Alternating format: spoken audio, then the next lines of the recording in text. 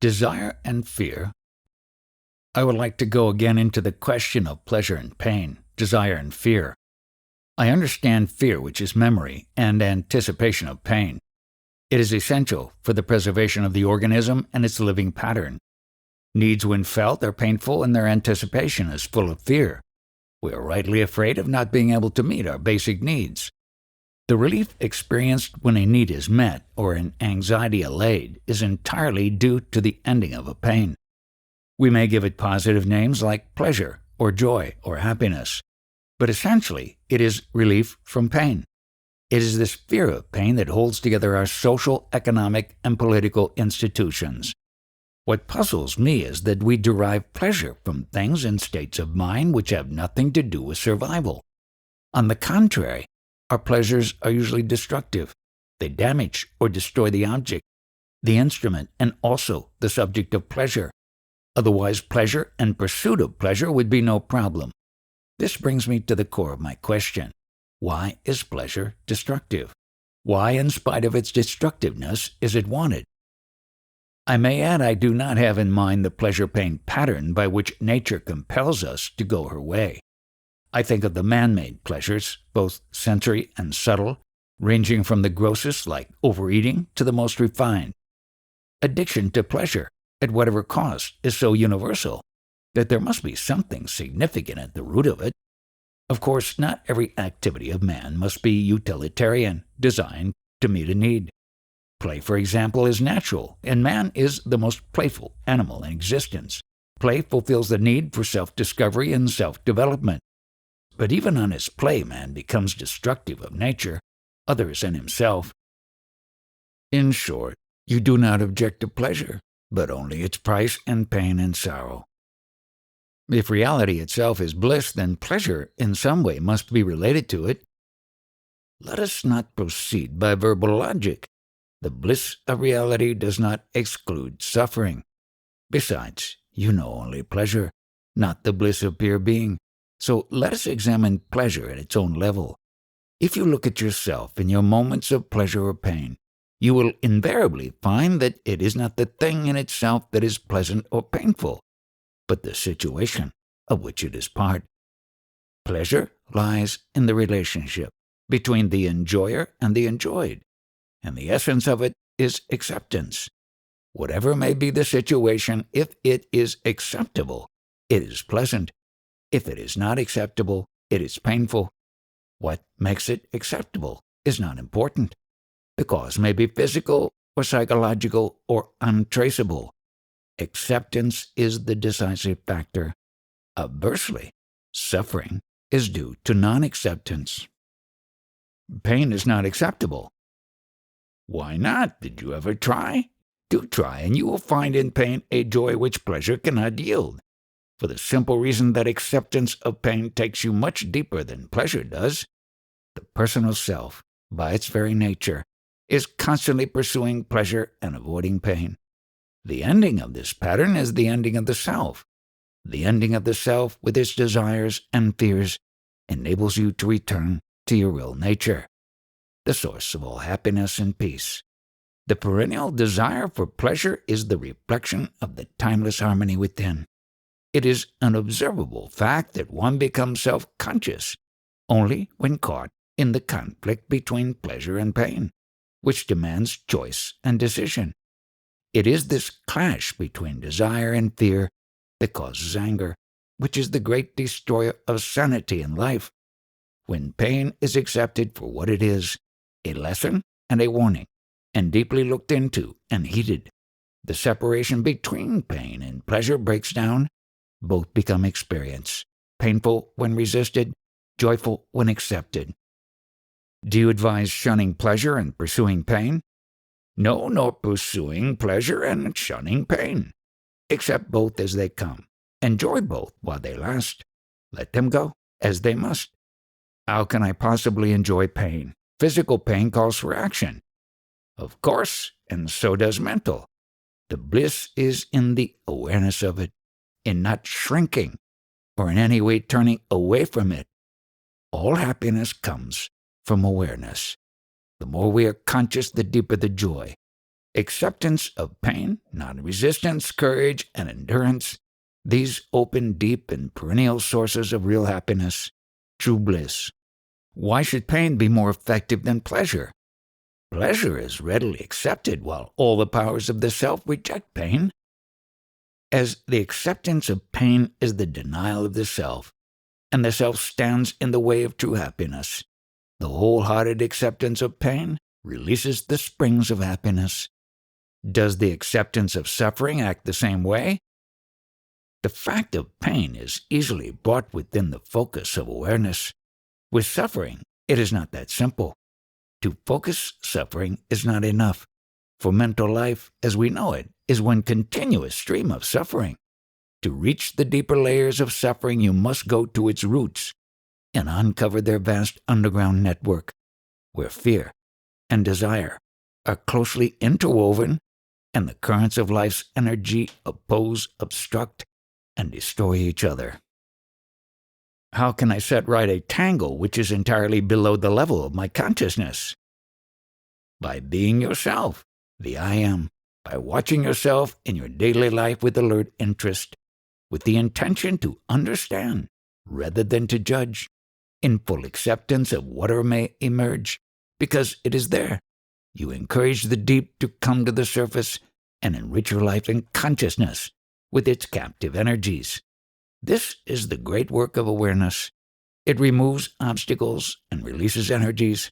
By understanding the nature of life and mind, intelligence is the door to freedom, and alert attention is the mother of intelligence. One more question. Why does pleasure end in pain? Everything has a beginning and an end, and so does pleasure. Don't anticipate and don't regret, and there will be no pain. It is memory and imagination that cause suffering. Of course, pain after pleasure may be due to the misuse of the body or the mind. The body knows its measure, but the mind does not. Its appetites are numberless and limitless. Watch your mind with great diligence, for there lies your bondage and also the key to freedom. My question is not yet fully answered. Why are man's pleasures destructive? Why does he find so much pleasure in destruction? Life's concern lies in protection, perpetuation, and expansion of itself. In this it is guided by pain and pleasure. At what point do they become destructive?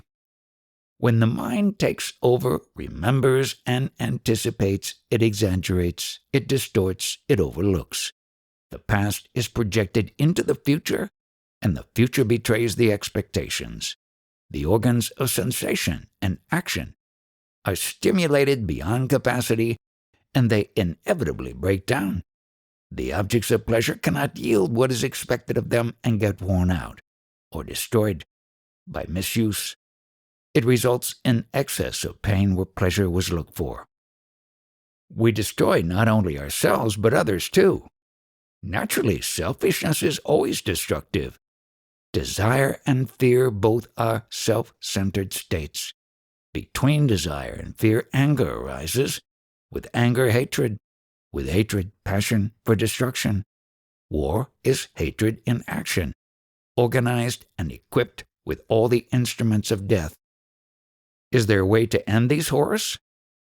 When more people come to know their real nature, their influence, however subtle, will prevail, and the world's emotional atmosphere will sweeten up.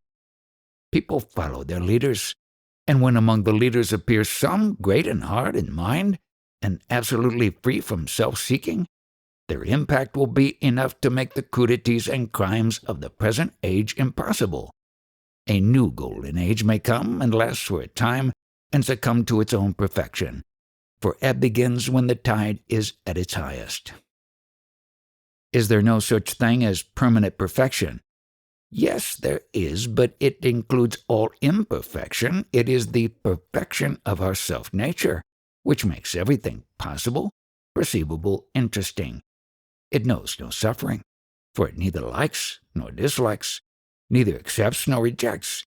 Creation and destruction are the two poles between which it weaves its ever-changing pattern. Be free from predilections and preferences, and the mind with its burden of sorrow will be no more. But I am not alone to suffer. There are others. When you go to them with your desires and fears, you merely add to their sorrows.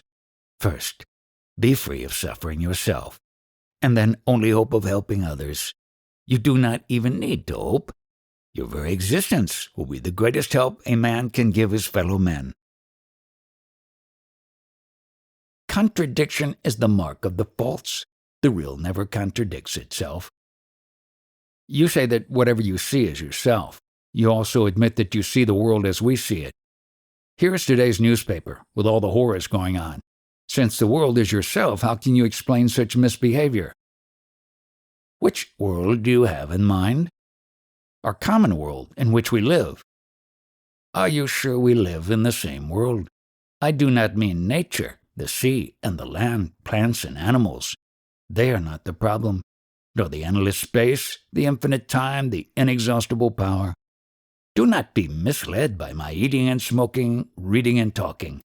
My mind is not here. My life is not here.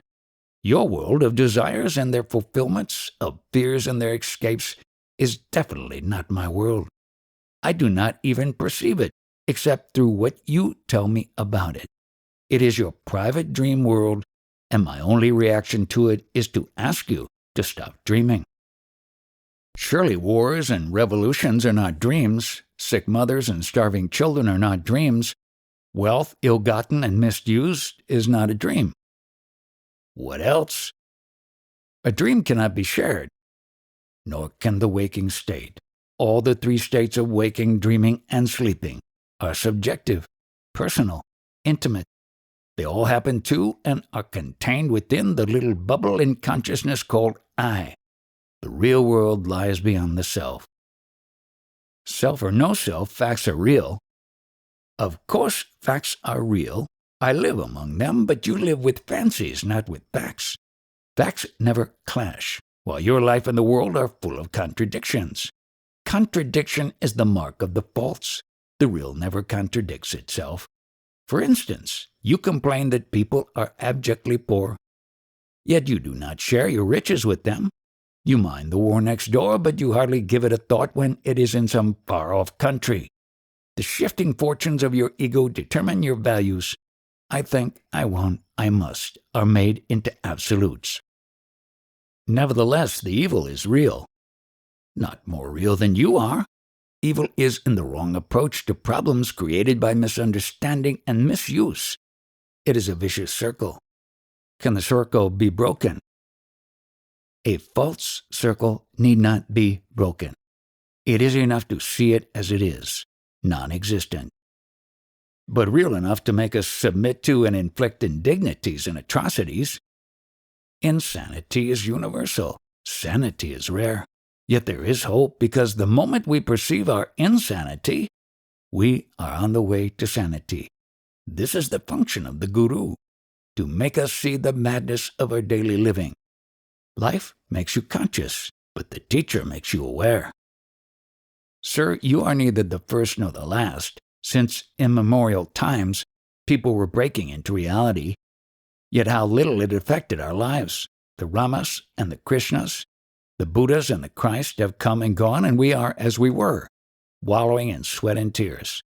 What have the great ones done, whose lives we've witnessed? What have you done, sir, to alleviate the world's thrall? You alone can undo the evil you have created.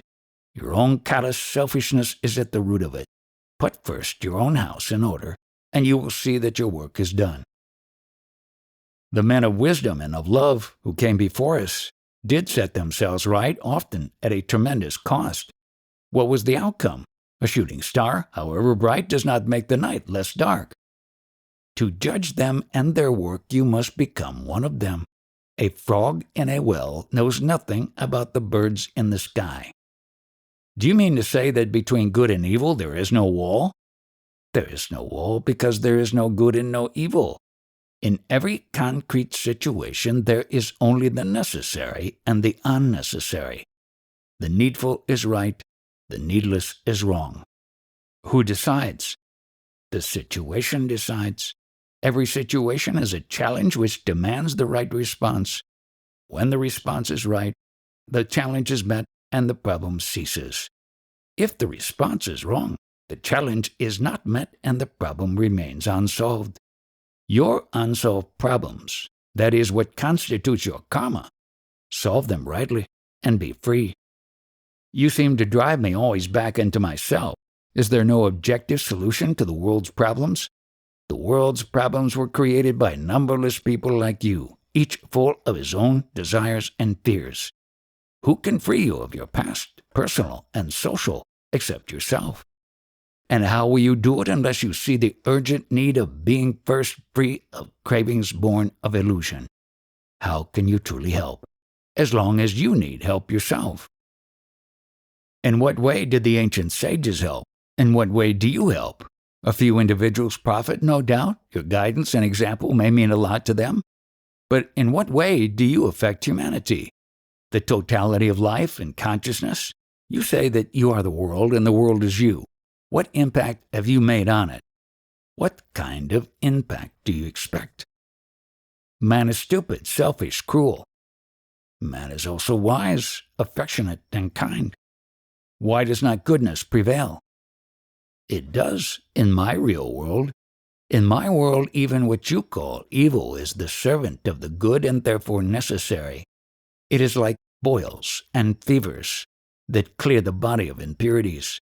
Disease is painful, even dangerous, but if dealt with rightly, it heals. Or kills. In some cases, death is the best cure. A life may be worse than death, which is but rarely an unpleasant experience, whatever the appearances. Therefore pity the living, never the dead. This problem of things good and evil in themselves does not exist in my world. The needful is good, and the needless is evil. In your world, the pleasant is good, and the painful is evil. What is necessary? To grow is necessary. To outgrow is necessary. To leave behind the good for the sake of the better is necessary. To what end? The end is the beginning. You end where you start, in the absolute. Why all this trouble, then, to come back to where I started? Whose trouble? Which trouble? Do you pity the seed that is to grow and multiply till it becomes a mighty forest? Do you kill an infant to save him from the bother of living?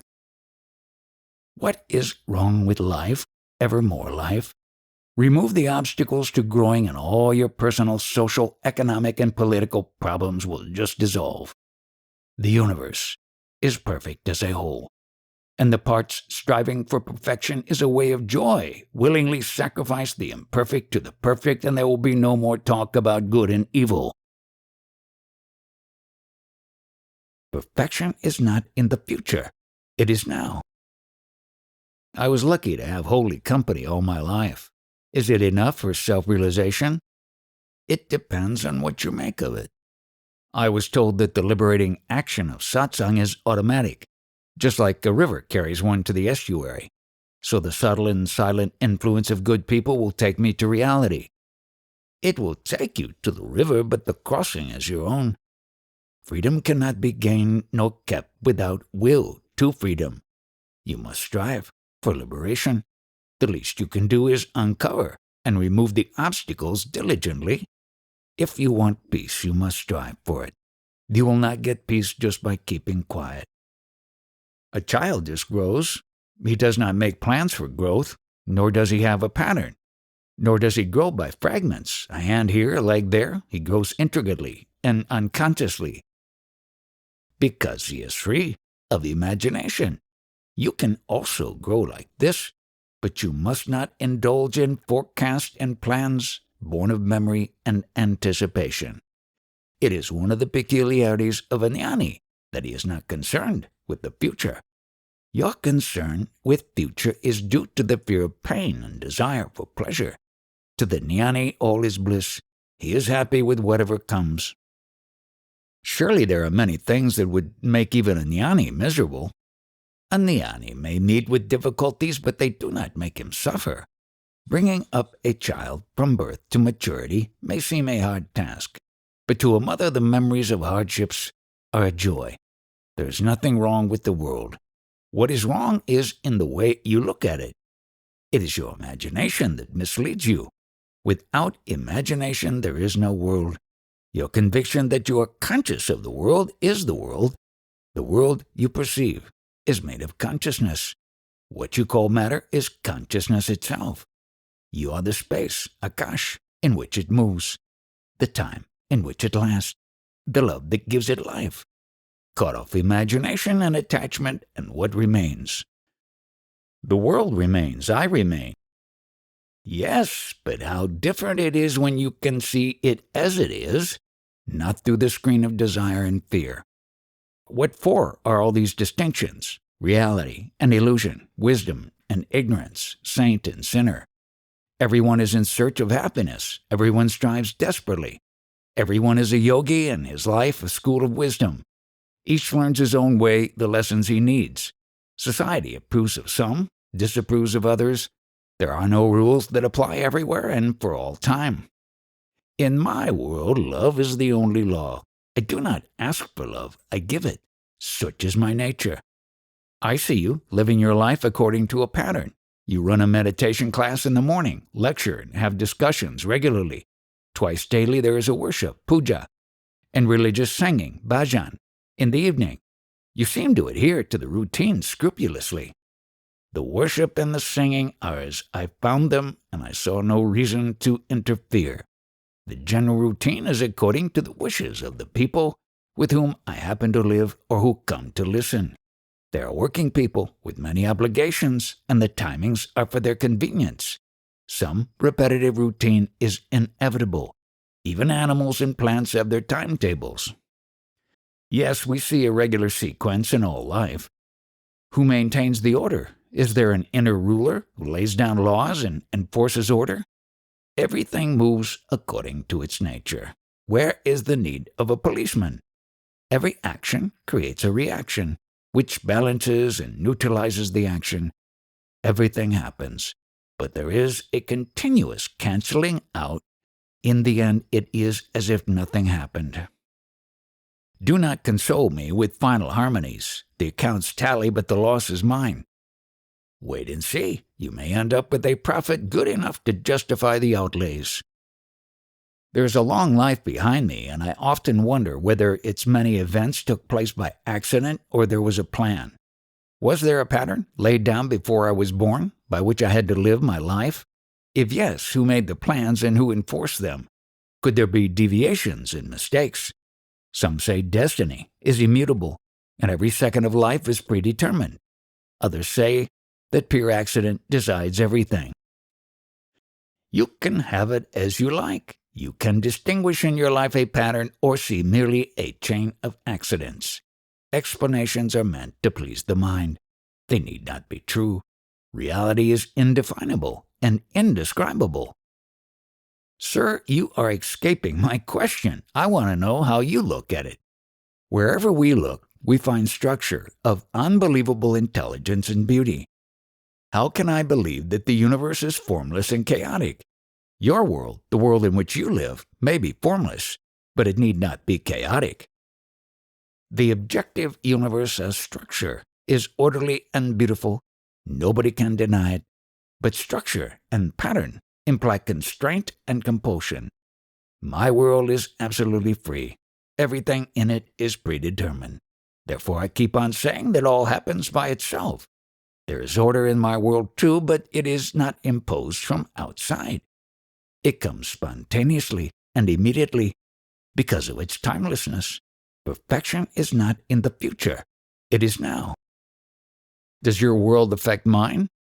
At one point only, at the point of the now. It gives it momentary being, a fleeting sense of reality.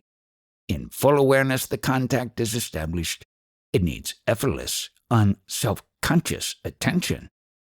Is not attention an attitude of mind? Yes. When the mind is eager for reality, it gives attention. There is nothing wrong with your world. It is your thinking yourself to be separate from it that creates disorder. Selfishness is the source of all evil.